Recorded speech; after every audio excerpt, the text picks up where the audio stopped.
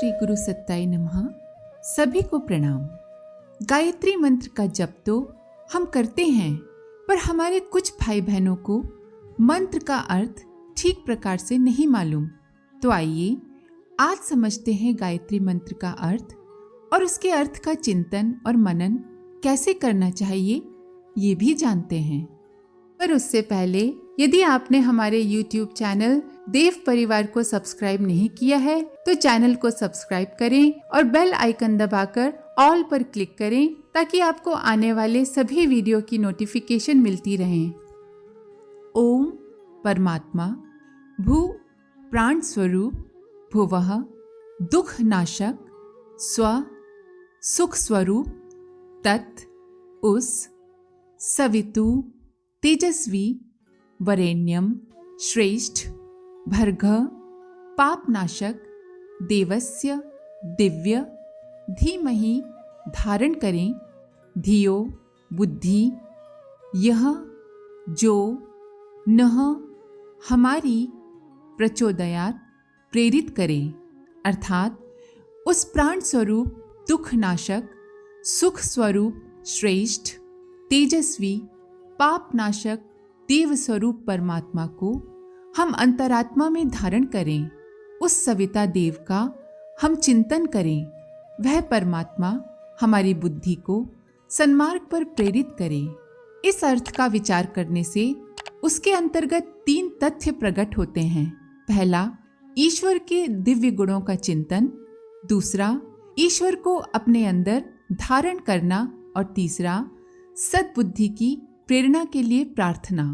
ये तीनों ही बातें असाधारण महत्व की हैं। ईश्वर के प्राणवान दुख रहित आनंद स्वरूप तेजस्वी श्रेष्ठ पाप रहित देव गुण संपन्न स्वरूप का ध्यान करने का तात्पर्य ये है कि इन गुणों को हम अपने जीवन में धारण करें। अपने विचार और स्वभाव को ऐसा बनाएं कि उपयुक्त विशेषताएं हमारे व्यावहारिक जीवन में परिलक्षित होने लगें।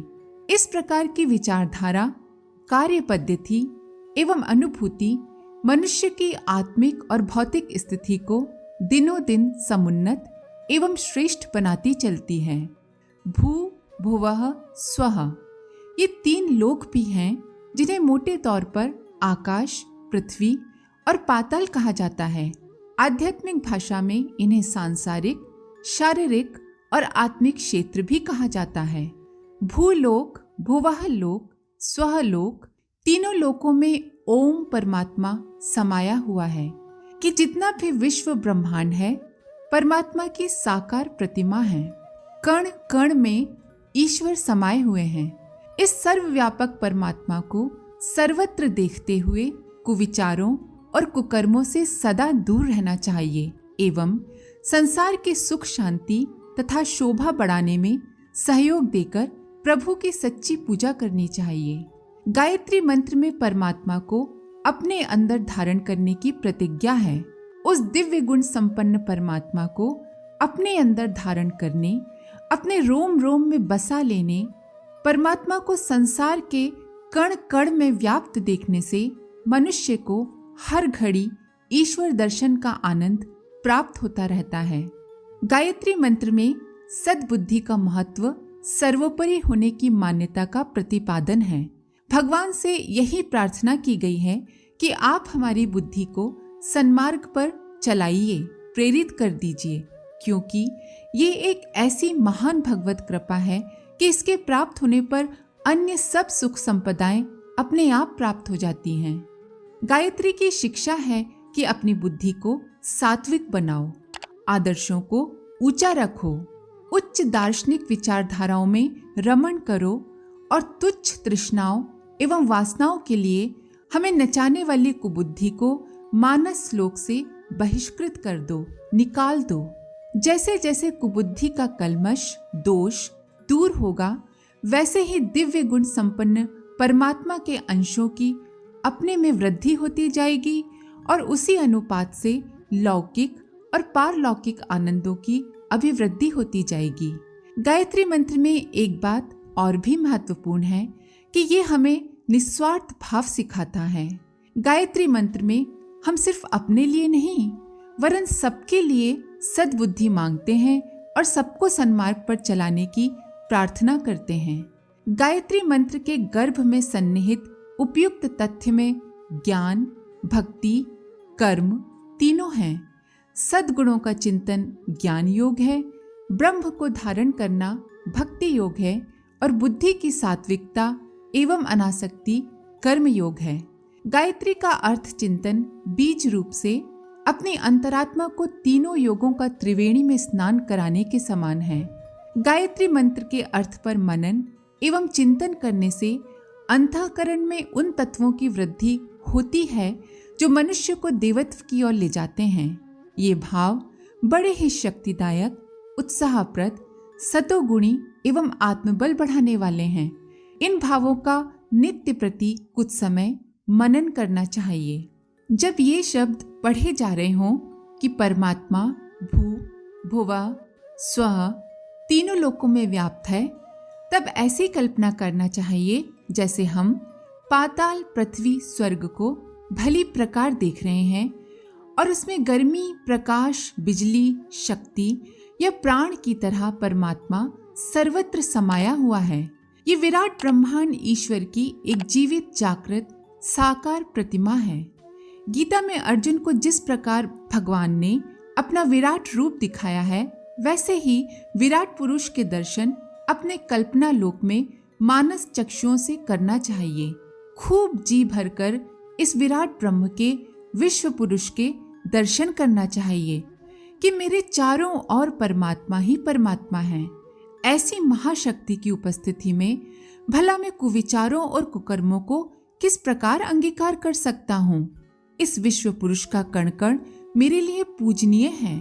मंत्र के दूसरे भाग, जिसमें परमात्मा को धारण करने को कहा गया है, का चिंतन करते हुए अपने हृदय को ईश्वर का सिंहासन अनुभव करना चाहिए और हृदय रूपी सिंहासन पर उस परम तेजस्वी, सर्वश्रेष्ठ, निर्विकार दिव्य गुणों वाले परमात्मा को विराजमान देखना चाहिए। ईश्वर की कल्पना 3 रूपों में की जा सकती है। पहली विराट पुरुष के रूप में, दूसरी राम, कृष्ण, विष्णु, गायत्री, सरस्वती आदि के रूप में और तीसरी दीपक की ज्योति के रूप में। ये अपनी भावना, इच्छा और रुचि के ऊपर निर्भर करता है। परमात्मा का पुरुष रूप में या परमेश्वर की शक्ति को मात्र रूप गायत्री के रूप में अपनी रुचि के अनुसार ध्यान किया जा सकता है। परमात्मा स्त्री भी है और पुरुष भी। गायत्री साधकों को माँ गायत्री के रूप में ब्रह्म का ध्यान करना अधिक रुचता है। सुंदर छवि का ध्यान करते हुए उसमें सूर्य के समान तेजस्विता, सर्वोपरि श्रेष्ठता, परम पवित्र निर्मलता और दिव्य सतोगुणों की झांकी करनी चाहिए। इस प्रकार के गुण और रूप वाली ब्रह्म शक्ति को अपने हृदय में स्थायी रूप से बस जाने की, अपने रोम रोम में रम जाने की भावना करनी चाहिए। संकल्प के तीसरे भाग, जिसमें ईश्वर से सद्बुद्धि देने की प्रार्थना है, का चिंतन करते हुए ऐसा अनुभव करना चाहिए कि ब्रह्म शक्ति माँ गायत्री हमारे हृदय में निवास करने वाली भावना तथा मस्तिष्क में रहने वाली बुद्धि को पकड़कर सात्विकता के, धर्म के, कर्तव्य के, सेवा के सतपथ पर घसीटे लिए जा रही हैं। बुद्धि और भावना को इसी दिशा में चलाने का अभ्यास तथा प्रेम उत्पन्न कर रही हैं तथा हमारी भावना और बुद्धि दोनों ही बड़े आनंद, उत्साह तथा संतोष का अनुभव करते हुए माँ गायत्री के साथ साथ चल रही हैं। इस प्रकार चिंतन करने से गायत्री मंत्र का अर्थ भली प्रकार हृदयंगम हो जाता है और उसकी प्रत्येक भावना मन पर अपनी छाप जमा लेती है, जिससे ये परिणाम कुछ ही दिनों में दिखाई देने लगता है कि मन कुविचारों और कुकर्मों की ओर से हट गया है और मनुष्योचित सद्विचारों एवं सत्कर्मों में उत्साहपूर्वक रस लेने लगा है। ये प्रवृत्ति आरंभ में चाहे कितनी ही मंद क्यों न हो, ये निश्चित है कि यदि वह बनी रहे, बुझने न पावे, तो निश्चय ही आत्मा दिनों दिन समुन्नत होती जाती है और जीवन का चरम लक्ष्य समीप खिसकता चला आता है। आज के लिए इतना ही। आप सभी का धन्यवाद। ओम शांति। हमारे YouTube चैनल को सब्सक्राइब करें और बेल आइकन को दबाकर ऑल पर क्लिक करें ताकि नोटिफिकेशंस आपको मिलती रहें।